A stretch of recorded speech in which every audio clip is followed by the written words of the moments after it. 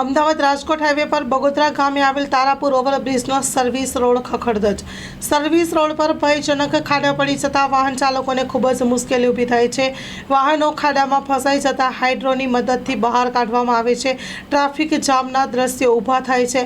પરિસ્થિતિ ઘણા સમયથી જોવા મળી રહી છે, છતાં હજુ સુધી આ સર્વિસ રોડની કામગીરી કરવામાં આવી નથી, જેના કારણે વાહન ચાલકોમાં રોષ જોવા મળી રહ્યો છે। આજુબાજુના વિસ્તારના લોકો અને વાહન ચાલકોને તંત્રના વાંકે હાલાકી ભોગવવાનો વારો આવ્યો છે। Story report by Mahendra Makwana.